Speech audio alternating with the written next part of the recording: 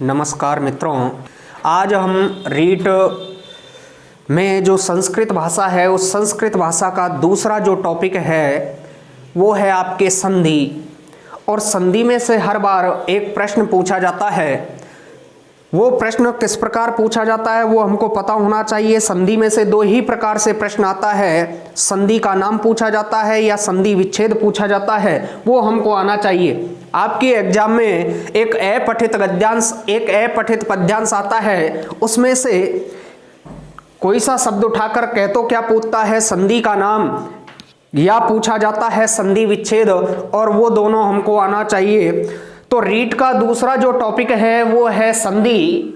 और संधि में देखें, संधि जो शब्द है वो दो प्रकार से लिखा जाता है, एक तो बिंदी के रूप में और एक न के रूप में। और दोनों ही शब्दों में आपके व्यंजन संधि, जिसको हल संधि के नाम से जानते हैं। देखें, संधि शब्द का जब संधि विच्छेद करते हैं, सम उपसर्ग डुधाय धातु और की प्रत्यय के योग से मिलकर आपका क्या बना है, संधि बना है। संधि शब्द दो प्रकार से लिखा जाता है, एक तो एक बिंदी के रूप में, एक पांचवें वर्ण के रूप में। और दोनों ही शब्दों में आपके व्यंजन संधि, जिसको हल संधि भी कहते हैं। और ये रीट सिलेबस में पाठ्यक्रम में दूसरा टॉपिक है। पहला टॉपिक पढ़ा था हमने स्वर व्यंजन उच्चारण स्थानानी, जिसमें से हर बार एक प्रश्न पूछा जाता है। जो दूसरा प्रश्न आता है वो संधि में से आता है। संधि में से एक भी प्रश्न पूछा जा सकता है तो दो भी पूछे जा सकते हैं, ध्यान रखें। संधि में से दो ही प्रकार से प्रश्न पूछा जाता है, एक तो संधि का नाम और एक संधि विच्छेद। इसके अलावा किसी भी प्रकार का प्रश्न नहीं पूछा जाता।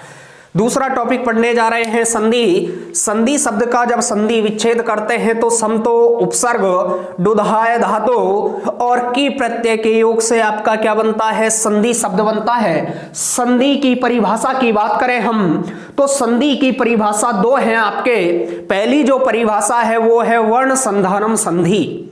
दूसरी जो परिभाषा है वो है आपके परह सन्निकर संहिता। ये दोनों परिभाषा आपके संधि की है। तो यहां पर देखें, परिभाषा की ओर बढ़ रहे हैं। वैसे एग्जाम में परिभाषा ने पूछकर संधि का नाम और संधि विच्छेद ज्यादा पूछा जाता है, तो विशेषकर आप संधि के नाम और संधि विच्छेद पर ज्यादा फोकस करें। देखें, परिभाषा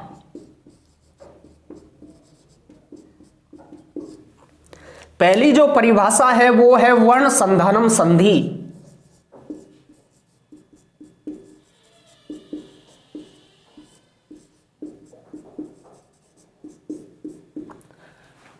यहां पर देखें, जो ये संधि शब्द है इसके दो बिंदी लगी हुई है, विसर्ग लगा हुआ है, इसलिए ये संधि शब्द किस लिंग का है, पुल्लिंग का है। दूसरी जो परिभाषा निकल के आती है वो परिभाषा है आपके परह सन्निकर संहिता।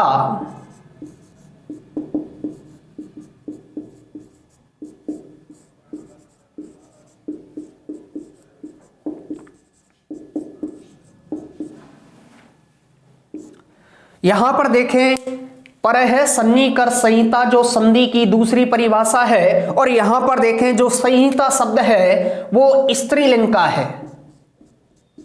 कई बार पूछ लेता है संधि इत्यत्र कह लिंग है कि संधि शब्द में कौन सा लिंग है, पुल्लिंग। यहां पर संहिता जो शब्द है वो किस लिंग का है, स्त्रीलिंग का। तो यहां पर दो परिभाषा निकलकर आई संधि की। पहली परिभाषा है वर्ण संधानम संधि और दूसरी परिभाषा है परह सन्निकर संहिता। संहिता संधि का ही नाम है। संहिता को संधि और संधि को संहिता कहते हैं। देखें यहां पर, द्वयो वर्णयो परस्परम मेलनम भवति सह संधिर भवति। दो वर्णों के परस्पर मेल को हम क्या कहते हैं, संधि कहते हैं। यहां पर देखें, संधि त्रिय प्रकारा भवन्ति। संधि तीन प्रकार की होती है। पहला है स्वर, दूसरा है व्यंजन, तीसरा है विसर्ग। स्वर को एक नाम दिया जाता है अच संधि। व्यंजन को एक नाम दिया जाता है हल संधि और विसर्ग को एक नाम दिया जाता है दो बिंदी वाली संधि। तो यहां देखें, स्वर को हम अच संधि कहते हैं, व्यंजन को हम हल संधि कहते हैं और विसर्ग को हम दो बिंदी वाली संधि कहते हैं। तो यहां पर देखें, संधि के प्रकार, संधि त्रिय प्रकारा भवन्ति, संधि 3 प्रकार की होती है।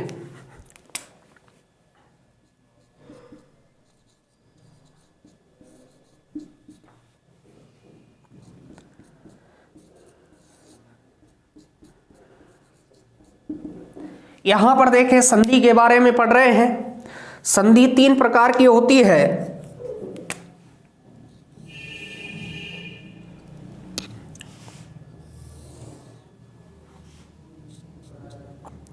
पहला नाम है आपके स्वर संधि, दूसरा नाम है आपके व्यंजन संधि,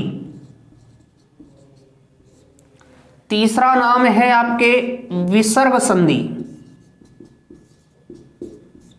यहां पर देखें, स्वर संधि को एक नाम दिया जाता है अच संधि। कई बार एग्जाम में स्वर न देकर क्या दे देता है, अच दे देता है। तो ये ध्यान रखें, स्वर का दूसरा नाम क्या है, अच। यहां पर देखें, उसी प्रकार व्यंजन को भी एक नाम दिया जाता है हल। उसी प्रकार विसर्ग, विसर्ग को कहते हैं दो बिंदी, विसर्ग को कहते हैं दो बिंदी। संधि कति प्रकारा भवन्ति, संधि त्रिय प्रकारा भवन्ति। पहला है स्वर संधि जिसको नाम दिया जाता है अच संधि, दूसरा है व्यंजन संधि जिसको नाम दिया जाता है हल संधि, तीसरा नाम है विसर्ग संधि जिसको नाम दिया जाता है दो बिंदी वाली संधि। परिभाषा की बात करें, जैसे स्वर संधि है, स्वर के बाद यदि स्वर आए तो स्वर संधि कहलाती है। व्यंजन संधि की परिभाषा की बात करें, स्वर के बाद व्यंजन, व्यंजन के बाद स्वर और व्यंजन के बाद व्यंजन आए तो व्यंजन संधि कहलाती है। बात करें विसर्ग संधि की, दो बिंदी के बाद या विसर्ग के बाद स्वर या व्यंजन आए तो विसर्ग संधि या दो बिंदी वाली संधि कहलाती है।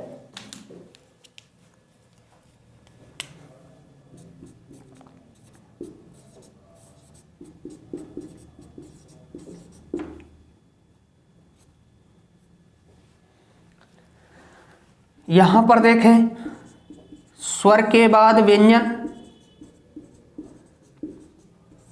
व्यंजन के बाद स्वर और व्यंजन के बाद व्यंजन,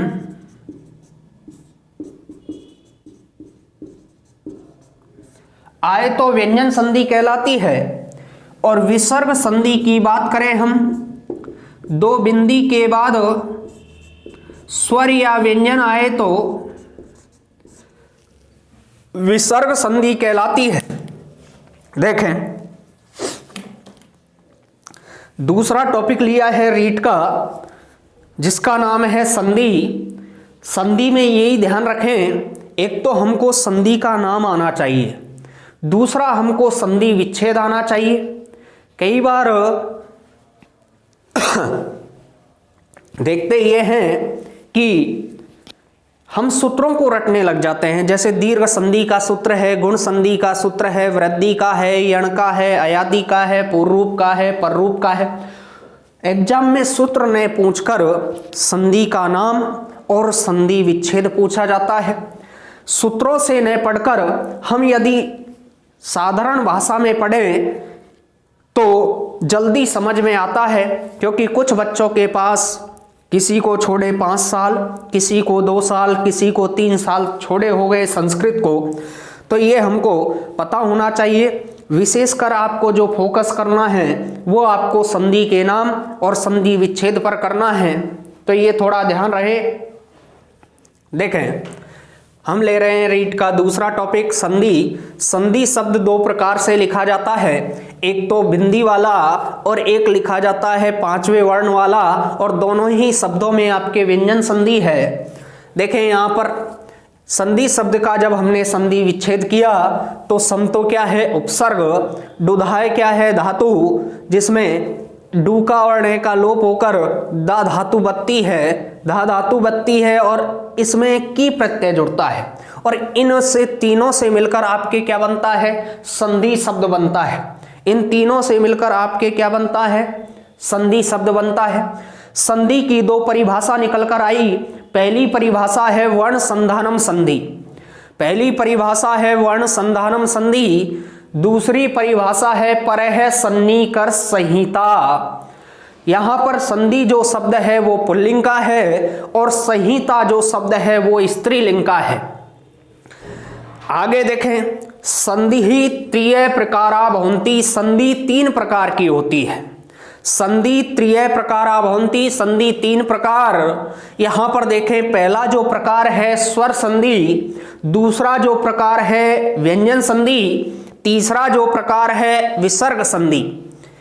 स्वर संधि को एक नाम दिया जाता है अच संधि, उसी प्रकार व्यंजन संधि को एक नाम दिया जाता है हल संधि और विसर्ग संधि को एक नाम दिया जाता है दो बिंदी वाली संधि। जैसे बात करें, स्वर के बाद यदि स्वर आए तो कौन सी संधि कहलाती है, स्वर संधि। बात करें व्यंजन की, स्वर के बाद व्यंजन, व्यंजन के बाद स्वर और व्यंजन के बाद व्यंजन आए तो व्यंजन संधि कहलाती है। यहां देखें विसर्ग संधि, विसर्ग संधि, विसर्ग के बाद यदि स्वर या व्यंजन आए तो विसर्ग संधि कहलाती है। ये थोड़ा ध्यान रहे। यहां पर देखें, स्वर संधि के वैसे मूल रूप से 8 प्रकार होते हैं। पहला है दीर्घ संधि, दूसरा है गुण संधि, तीसरा है वृद्धि संधि, चौथा है यण संधि, पांचवा है अयादि संधि, छठा है पूर्व रूप संधि, सातवां है पररूप संधि, आठवां है प्रकृति भाव संधि। ये मूल रूप से जो 8 प्रकार हैं वो स्वर संधि के होते हैं। एक प्रकार और बताया गया विद्वानों द्वारा, वो है अवंग आदेश संधि। तो यहां पर देखा हमने कि स्वर संधि का जो पहला प्रकार है वो है आपके दीर्घ संधि। दीर्घ संधि का मतलब दीर्घ यानी होता है बड़ा, और बड़ा होने के कारण ही संधि का नाम क्या पड़ा, दीर्घ संधि। जैसे आ बड़ा है, जैसे बड़ी ई है, जैसे बड़ा ऊ है, जैसे बड़ी री है। ये चारों बड़े हैं और चारों बड़े होने के कारण संधि का नाम क्या रखा गया, दीर्घ संधि। यदि चारों बड़े नहीं होते तो संधि का नाम दीर्घ संधि नहीं होता। तो ये थोड़ा देखें, संधि शब्द 2 प्रकार से लिखा जाता है, एक तो बिंदी वाला और एक 5वें वर्ण वाला। संधि शब्द हमेशा पुल्लिंग का होता है क्योंकि इसमें विसर्ग लगा हुआ है, विसर्ग लगता है पुल्लिंग के साथ। संधि शब्द का जब संधि विच्छेद किया, सम उपसर्ग डोधाय धातु की प्रत्यय के योग से आपका संधि शब्द बनता है। संधि शब्द की परिभाषा की बात करें तो पहली परिभाषा निकल कर आई वर्ण संधानम संधि, दूसरी परिभाषा है परह सन्निकर संहिता। संधि पुल्लिंग का है और संहिता शब्द स्त्रीलिंग का है। द्वयो वर्णयो परस्परम मेलनम भवति स संधिर्भवति। 2 वर्णों के परस्पर मेल को संधि कहते हैं। संधि त्रिय प्रकारा भवन्ति, संधि 3 प्रकार की होती है। पहला नाम है स्वर, दूसरा नाम है व्यंजन, तीसरा नाम है विसर्ग। स्वर को एक नाम दिया जाता है अच, व्यंजन को एक नाम दिया जाता है हल, उसी प्रकार विसर्ग को एक नाम दिया जाता है 2 बिंदी वाली संधि। स्वर के बाद स्वर आए तो स्वर संधि, स्वर के बाद व्यंजन, व्यंजन के बाद स्वर, व्यंजन के बाद व्यंजन आए तो व्यंजन संधि, और विसर्ग के बाद 2 बिंदी के बाद स्वर या व्यंजन आए तो विसर्ग संधि कहलाती है। स्वर संधि का पहला प्रकार पढ़ने जा रहे हैं दीर्घ संधि। दीर्घ संधि का एक सूत्र निकल के आता है अकह सवर्णे दीर्घः, अकह सवर्णे दीर्घः। ये संधि विधायक सूत्र है। जैसे बात करें दीर्घ संधि, संधि विधायक सूत्रम किम अकह सवर्णे दीर्घ है। तो स्वर संधि का पहला प्रकार पढ़ने जा रहे हैं दीर्घ संधि। देखें,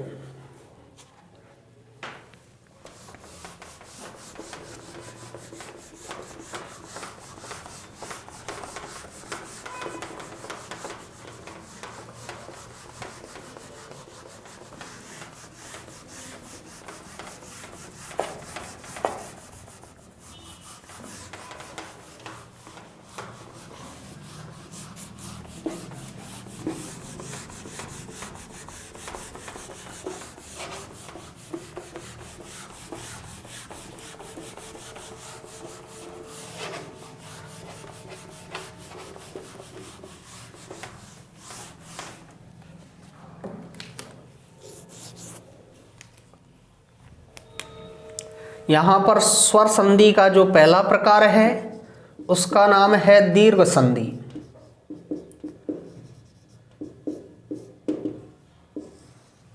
और दीर्घ संधि का जो सूत्र है वो है अकह सवर्णे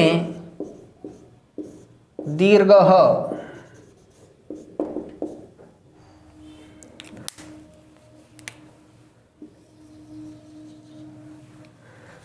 यहां पर देखें कि दीर्घ संधि कहती क्या है।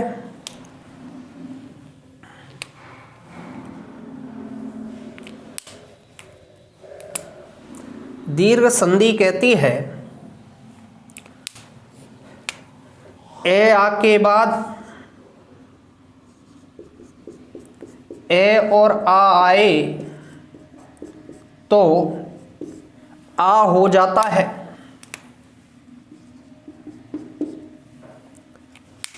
उसी प्रकार देखें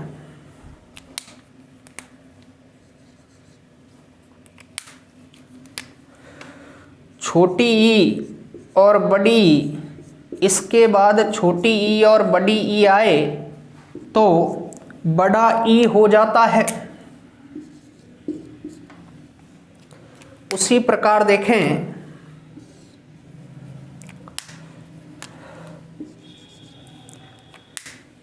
छोटा ऊ और बड़ा ऊ, छोटा ऊ और बड़ा ऊ आए तो बड़ा ऊ हो जाता है।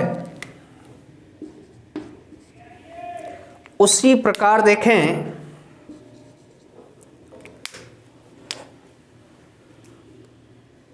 छोटी री और बड़ी री के बाद छोटी री और बड़ी री आए तो बड़ी री हो जाता है।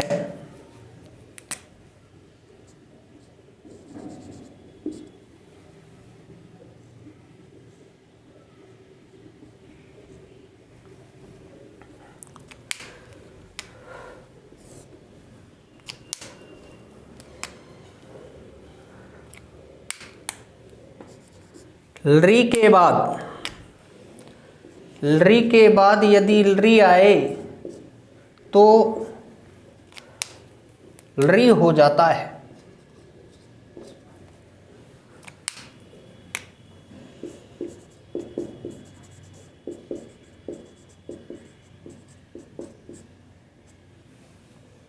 यहां पर देखें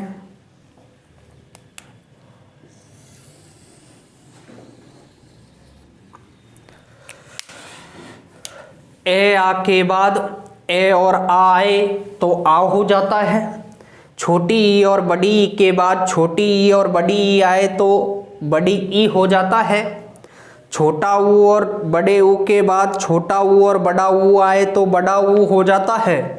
छोटी री और बड़ी री के बाद छोटी री और बड़ी री आए तो बड़ी री हो जाती है।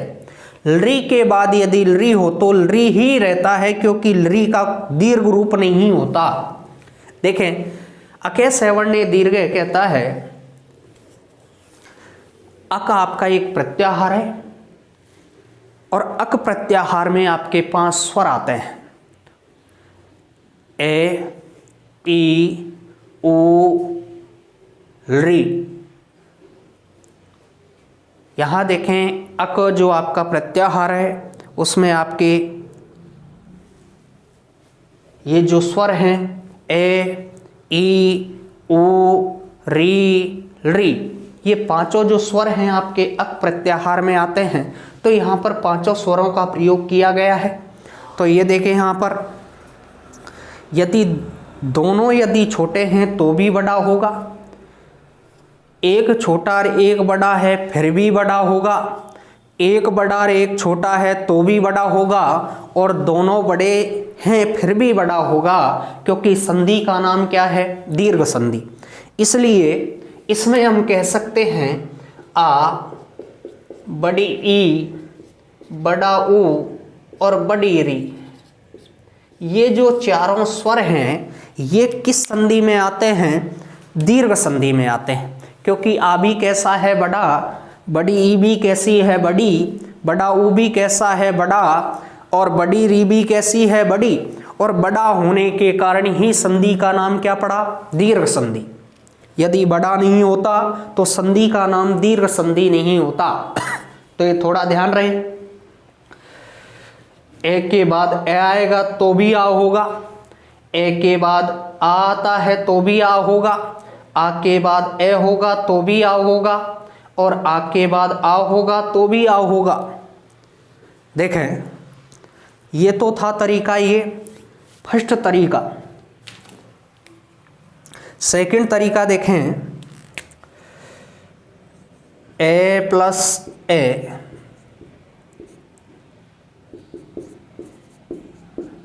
आ, ए प्लस आ फिर भी आ प्लस ए फिर भी आ, और आ प्लस आ फिर भी आ।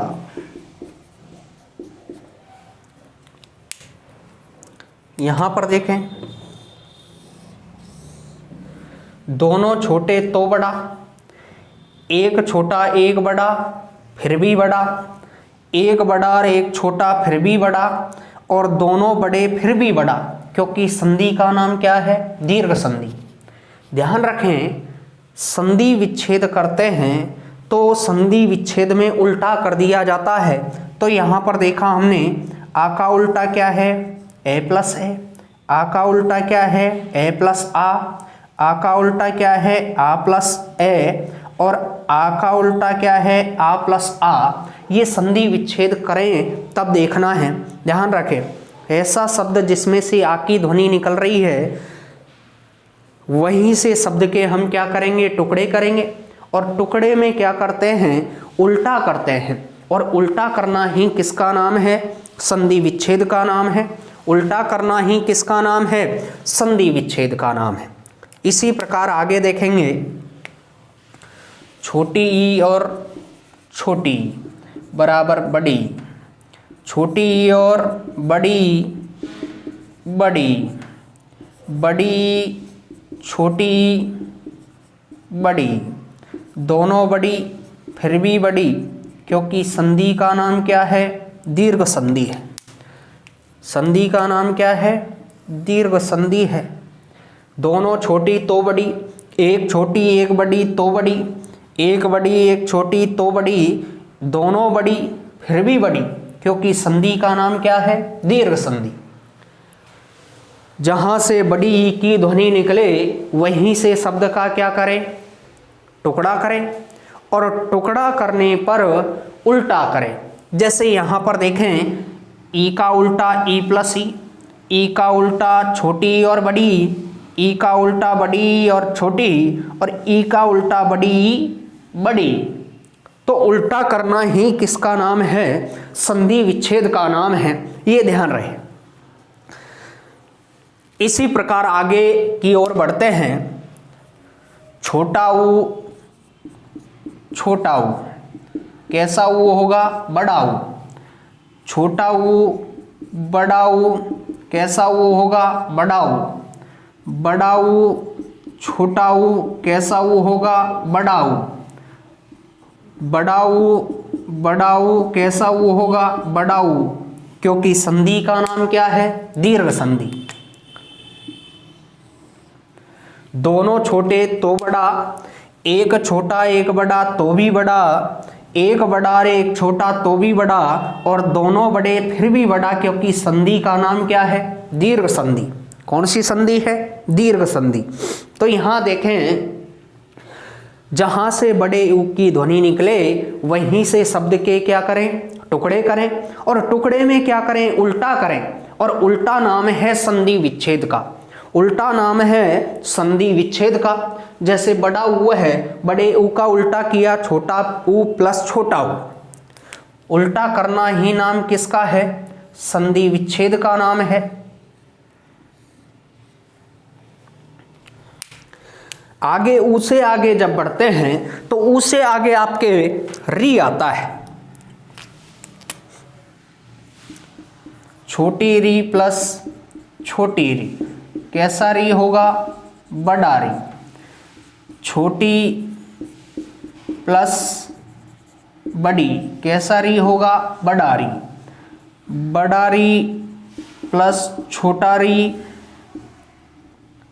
कैसा री होगा, बडारी, दोनों बड़े कैसा री होगा, बड़ा री। तो यहां पर देखें, जहां पर बड़ा री लगा हो वहीं से शब्द के क्या करें, टुकड़े करें, और टुकड़े में हमेशा क्या करें, उल्टा करें। और उल्टा ही नाम किसका है, संधि विच्छेद का नाम है। उल्टा करना नाम किसका है, संधि विच्छेद का। ध्यान रहे, एग्जाम में संधि का नाम पूछा जाता है, और संधि का नाम यदि नहीं पूछ रहा है तो शब्द देकर उसके क्या करवाता है, टुकड़े करवाता है, संधि विच्छेद करवाता है। तो इसी प्रकार ही प्रश्न एग्जाम में आते हैं, इसका विशेषकर ध्यान रखें। यहां देखें, आ, बड़ी, बड़ा ऊ और बड़ी री, इन चारों बड़े होने के कारण संधि का नाम क्या रखा गया, दीर्घ संधि। जैसे आ का पहला उदाहरण लेता हूं, दैत्यारी। आ का जैसे मैंने पहला उदाहरण लिया दैत्यारी। दैत्यारी शब्द को जब बोलते हैं, दैत्या, दैत्या, किसकी ध्वनि निकल रही है, आ की। और आ की ध्वनि जहां से निकलती है वहीं से शब्द के हम क्या करते हैं, टुकड़े करते हैं। और टुकड़े करने पर जैसे आ की ध्वनि निकली तो आ का हम उल्टा करते हैं, और उल्टा क्या होगा, ए प्लस ए, दैत्य प्लस अरी, दैत्य प्लस अरी। ये में क्या है, ए, और ए में क्या है, ए, दोनों मिलकर क्या होंगे, आ, और आ जब होगा तो क्या बनेगा, दैत्यारी। तो ये थोड़ा ध्यान रहे, उल्टा करना ही नाम किसका है, संधि विच्छेद का है। ऐसा नहीं कि हम सूत्रों को ज्यादा रटते हैं, जैसे अके सवर्णे दीर्घ, अके सवर्णे दीर्घ, अके सवर्णे दीर्घ। सूत्र नहीं पूछा जाता है एग्जाम में, क्योंकि रीट एग्जाम है। और रीट एग्जाम में जो बच्चे हैं, किसी के पास संस्कृत थी 10वीं में, किसी के पास रही है सीनियर में, किसी के पास बीए में, तो कहने का मतलब ये है किसी को छोड़े 5 साल हो गए, किसी को 3 साल हो गए। तो ये है कहने का मतलब। तो इतना जो पेपर है वो बहुत ही लेवल को देखते हुए पेपर आता है। आप 3rd ग्रेड टीचर्स की तैयारी कर रहे हैं, 3 डंडे की तैयारी कर रहे हैं, उसी आधार पर आपका पेपर होता है। ये नहीं कि आप 2nd ग्रेड 1st ग्रेड की तैयारी कर रहे हैं, आपका लेवल हाई है, उस लेवल को देखते हुए पेपर तैयार किया जाता है। तो देखें यहां पर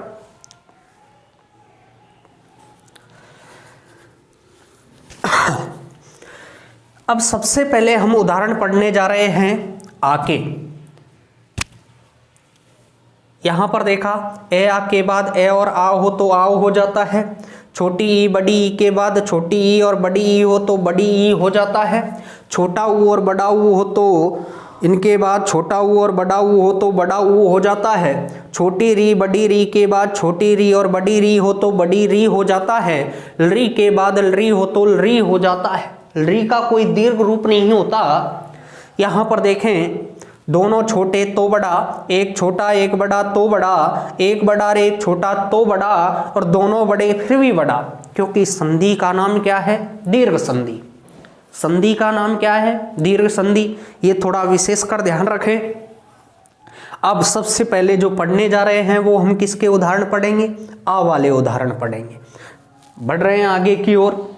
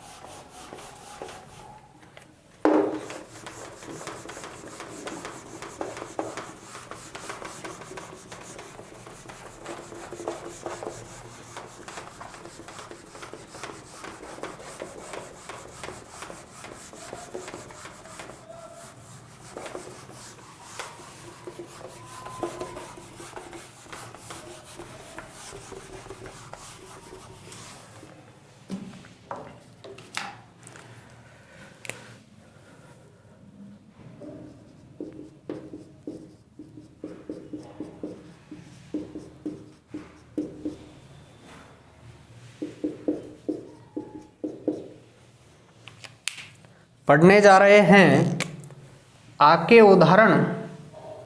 देखें, पहला उदाहरण लेते हैं।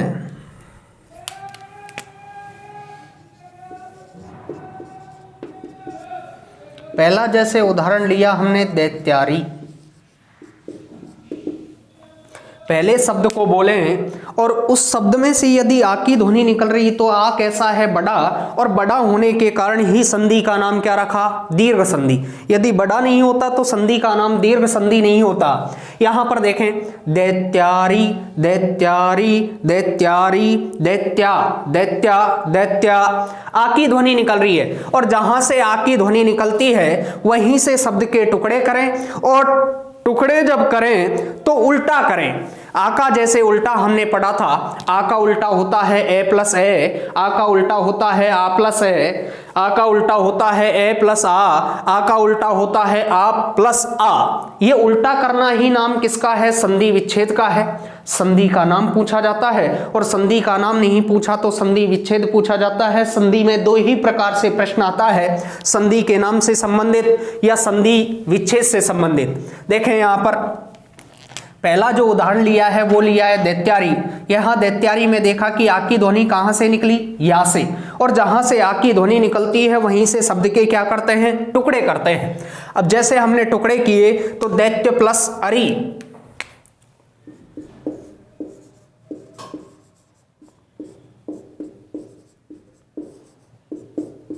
यहां पर देखा दैत्य प्लस अरि, तो यहां पर देखा कि ये में आपके क्या है?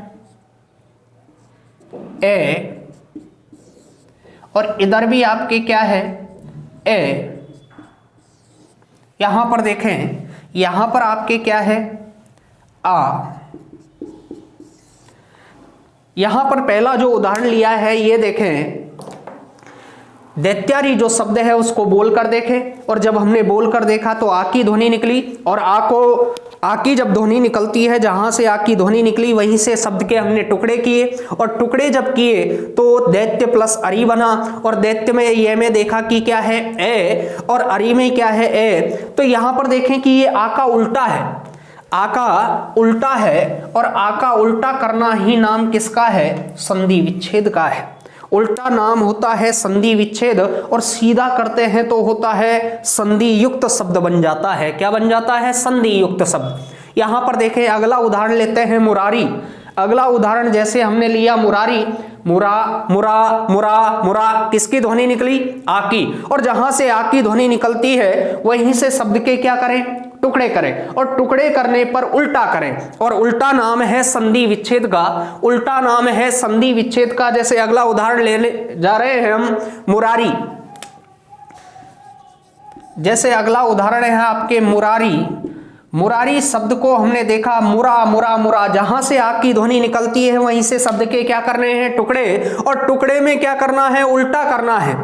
यहां पर देखा रामे से आ की ध्वनि निकली, रामे से जब आ की ध्वनि निकली तो आ का जो उल्टा है वो है ए प्लस ए। जब इसका संधि विच्छेद करते हैं तो मुर प्लस अरि बनता है, मुर प्लस अरि। तो यहां पर देखा कि मुर के जो रे है, रे में क्या है? ए,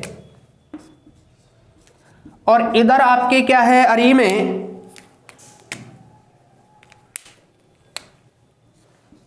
इधर भी आपके ए है, और यहां पर देखा कि रा में क्या है? रा में भी आपके क्या है? आ है।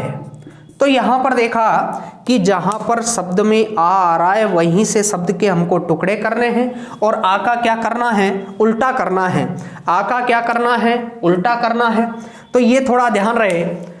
मुरारी जो शब्द है उसमें देखा कि जहां से आ की ध्वनि निकलती है वहीं से शब्द के क्या करें? टुकड़ा करें, और टुकड़ा करने पर आ का क्या करें? उल्टा।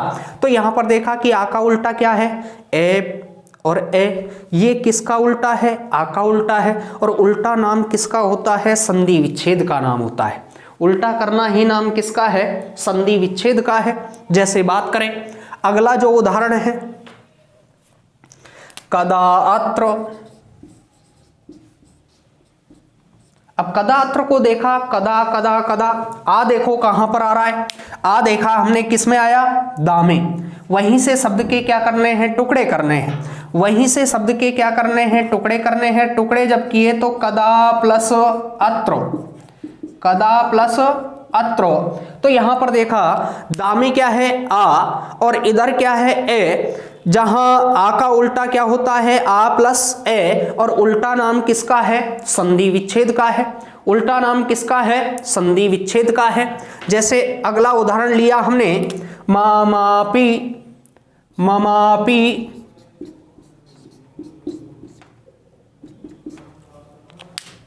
ममापी, ममा ममा ममा, जहां पर आ हो वहीं से शब्द के क्या करें, टुकड़े करें। और टुकड़े जब किए हमने तो मम प्लस अपी,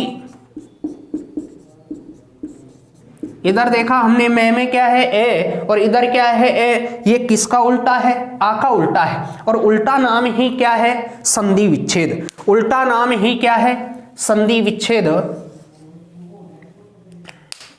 जैसे अगला उदाहरण लिया हमने नास्ति,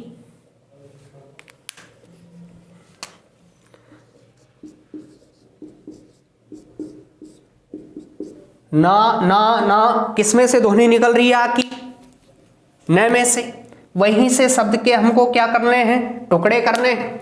जैसे अगला उदाहरण लिया हमने महात्मा, जैसे अगला उदाहरण लिया हमने महात्मा, जैसे महात्मा, महा महा, कहां से ध्वनि निकल रही है, हा से। जहां से आ की ध्वनि निकली वहीं से शब्द के हमने क्या किए, टुकड़े किए। और टुकड़े में क्या होता है, उल्टा होता है।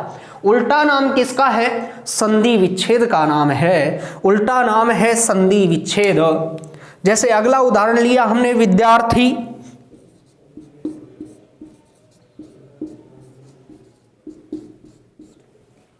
विद्यार्थी, विद्या, आ की ध्वनि जहां से निकलती है वहीं से शब्द के क्या करते हैं, टुकड़े करते हैं। तो आपको जहां से आ की ध्वनि कहां से निकल रही है, धा धा, वहीं से शब्द के क्या करने हैं, टुकड़े करने हैं। जैसे हमने शब्द लिया विद्यालय,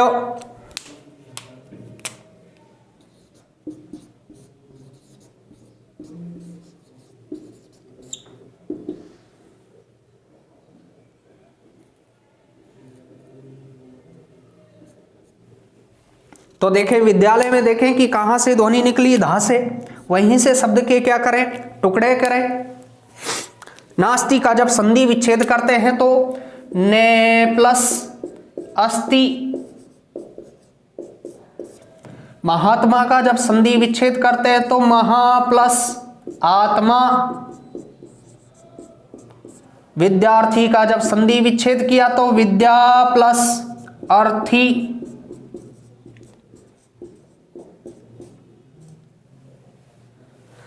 विद्यालय का किया तो विद्या प्लस आलय।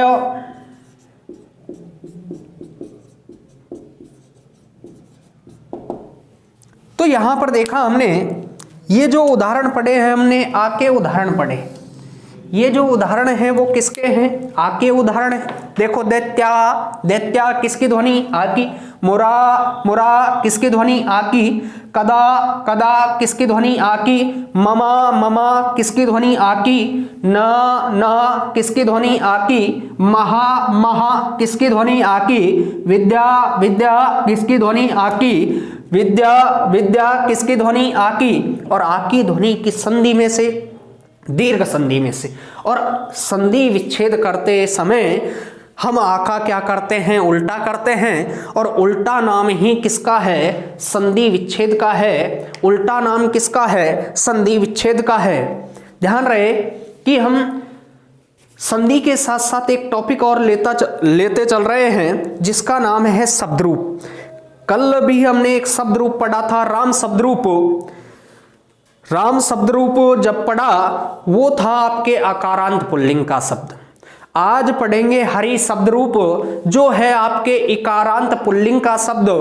डेली व्याकरण में एक एक शब्द रूप भी पढ़ेंगे क्योंकि शब्द रूप और धातु रूप पर ही आपकी संस्कृत टिकी हुई है और इनको पढ़ना जरूरी है क्योंकि इसमें से आपके दो प्रश्न आते हैं। एक तो शब्द रूप वाला, एक आता है धातु रूप वाला। शब्द रूप में से विभक्ति पूछी जाती है, जबकि धातु रूप में से आपके लकार और वचन पूछे जाते हैं। ये थोड़ा ध्यान रहे, तो हमारा एक भी प्रश्न गलत नहीं होना चाहिए। तो आज जैसे अभी हमने दीर्घ संधि के आ के उदाहरण पढ़े, कल पढ़ेंगे ई के, और एक टॉपिक और लेते चल रहे हैं, वो है आपके शब्द रूप। और शब्द रूप में पढ़ने जाएंगे हम हरि शब्द रूप।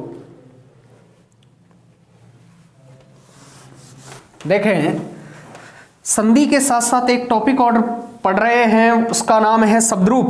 कल राम का रूप पढ़ा था हमने, आज पढ़ेंगे हरि का रूप।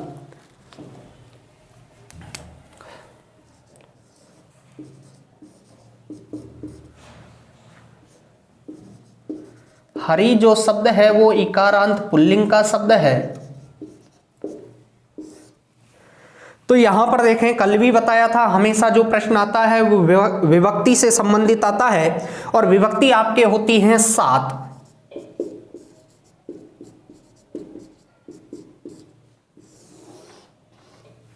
और विभक्ति के साथ हमेशा क्या लिखा जाता है? वचन लिखा जाता है। और वचन आपके 3 होते हैं, एक वचन, द्विवचन और बहुवचन।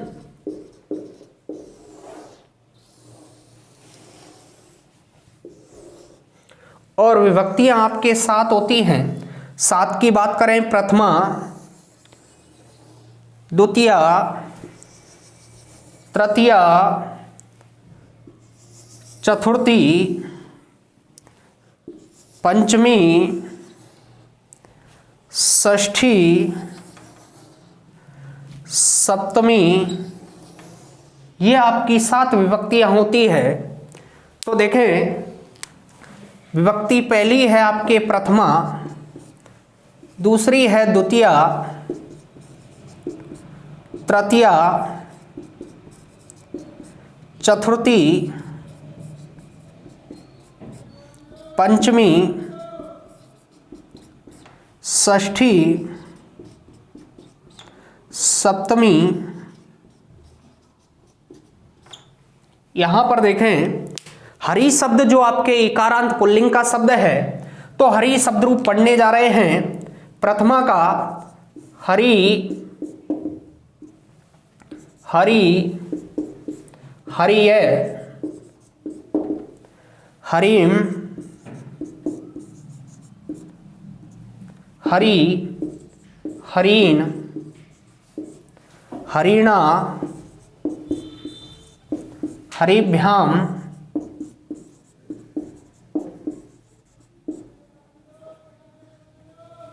हरि भी, हरिये, हरिभ्याम, हरिभ्य,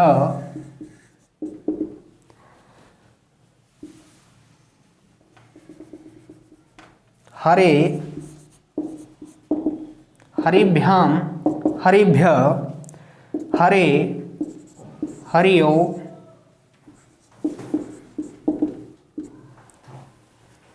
हरिणाम,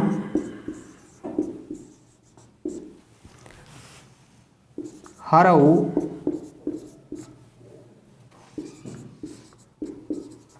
हरियो, हरीसु। यहां पर देखें, हमने हरि शब्द रूप लिखा, तो हरि शब्द रूप इकारांत पुल्लिंग का शब्द है।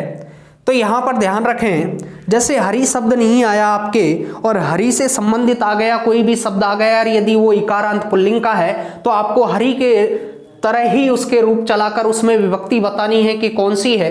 जैसे आ जाता है, हरि शब्दस्य प्रथमा विभक्ति एक वचने रूपम किम अस्ति, तो आपका क्या होगा? हरि।